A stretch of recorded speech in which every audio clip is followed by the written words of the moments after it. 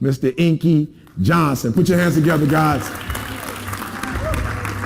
Every day I'm chasing something different. Every day the way I operate is totally different, and it's not about the product for me as much as it is about the process. And what I mean about the process saved my life. You see, my mother had me when she was 15 years old, right? Over on the east side of Atlanta, we came up in this neighborhood by the name of Kirkwood, drug dealer on every corner, gang members in the neighborhood, 2-bedroom home, 14 people, used to sleep on the floor. Got the opportunity to sleep in the bed one time out of the week. It was 6 of us in the bed, 3 at the foot, 3 at the head. And I came up with this dream pretty quick. I said, man, I want to go to the NFL because I had 8 uncles in that house, all 8 of which are still going in and out of prison. And so pretty quick, I said, man, I want to go to the NFL. And so I went to my big cousin tomorrow one night. I said, man, listen, I want to go to the NFL. And so we got to work for this thing. So the thing we're going to do every night, we're going to be patient. We're going to engage in consistent action. Every night, we're going to race light pole to light pole with no shoes. So every night we would get out in the street, race light pole to light pole. One night, a coach came down the street. He signed me and my cousins up for organized sports, right? First time being in organized sports. We get in organized sports. The thing was, after practice, everybody would leave to go home. And I always had to sit on the bench and wait on my mother because she worked at Wendy's. And so when my mother would show up in the park, it would be about 10 o'clock, 10:30 at night. So I'm sitting there, and when my mother would pull up, she drove an old Buick Regal, hubcaps off the car, seats torn up, the car was all beat up. And she would pull up in the park 10:30 at night. I would jump off the bench. I would sprint over to my mother. I would say, Mom, if you don't mind, can you please sit back in your car and turn on your car lights? I have to do some extra drills. I have to go to the NFL. She would never have to work another day in your life. And I knew my mother was tired.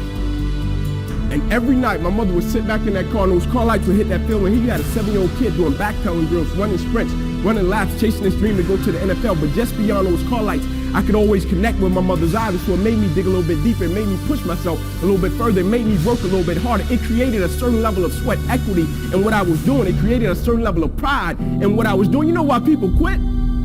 People don't have pride in what they do. You know why people stop?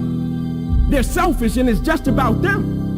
But when you have a bigger purpose to why you're doing what you're doing, and you want to honor the sacrifices that others have made for you, it's nothing for you to keep going when you hit adversity.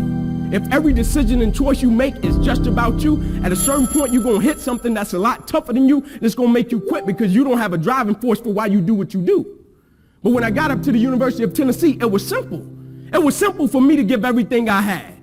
My freshman year, I played special teams. My sophomore season, I broke the starting lineup, had a really strong sophomore season. The summer heading into my junior year, I still remember the day where I was sitting in our film room, and I was watching film on the California Bears. My defensive backs coach, Larry Slade, came in the room. He said, Inky, I got some good news for you.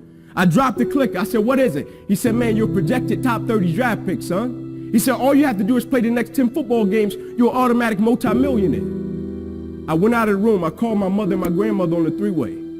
I said, after this season, there will be no more struggling. I said, we would never miss another meal. I said, we would never experience another Christmas where we had to stand on the side of the curb and just be grateful. And I hung it up. First football game, I went out, played great, got an interception, shut Cal down. Second game, we're playing against Air Force, got late in the game, fourth quarter, guy dropped back, he threw the ball to a receiver coming down my sideline. Me and the guy, we went head on. As soon as I hit the guy, I felt as if every breath in my body left. Body went completely limp, fell to the ground, I blacked out. Never happened to me before. When my eyes opened, I'll never forget, my teammates ran over, they said, Ink, get up, let's go. I said, I can't. I said, I can't move. He said, what do you mean you can't move? You're out lockdown corner, man, we need you, let's go. I said, I know, man, but this time I can't move. I flipped my head up to the sky, I said, God, I said, surely nothing is happening in this moment that can alter my life. They got me over to the hospital, they took me back, they ran CAT scans, they brought me back into my room, and all in a 15-second time frame, the doctor came running in from the opposite side. He said, hey, get in here, we got to rush this guy back to emergency surgery, he's about to die. I said, what? He said, son, you have busted up subclavian artery in your chest, you're bleeding internally, we have to rush you back, take the main vein out of your left leg, plug it into your chest in order to save your life. When I opened my eyes from recovery, the same doctor was over me. He said, son, has some good news and some bad news for you. I said, you got some bad news for me? I had to tell him I was about to die. I'm still alive. How bad can it get? I'm still here. He said, the good news is we saved your life. I said, thank you, sir. He said, the bad news is, Ink, you have nerve damage in your right shoulder. I said, okay, cool.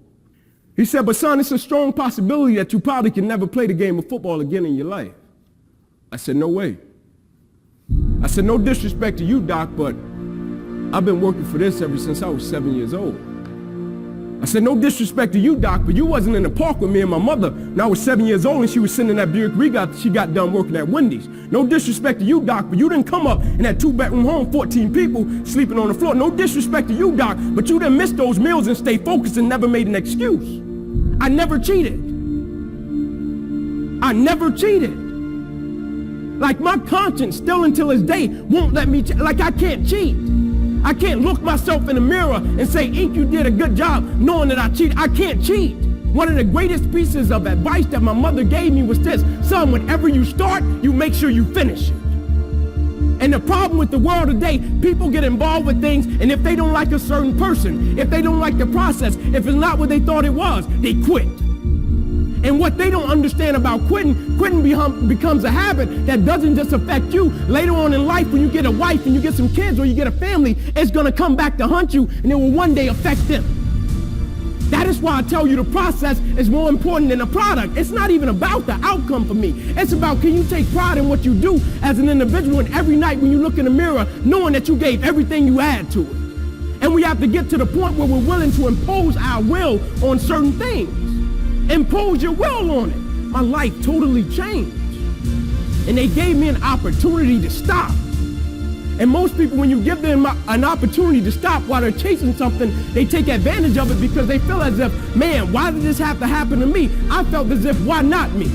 This is the perfect opportunity to use this to be a blessing to somebody else. And you know what? It's not even about me, to be truthful. It's not even about me. Now it's about repaying the people that invested in me and saw something in me when I couldn't see it in myself. At a certain point in life, it can't just be about you. And the moment that we understand that, and every day we wake up, we understand that life is a blessing and life is a gift. And if you were to check out today, how would you want to be remembered? It's bigger than you.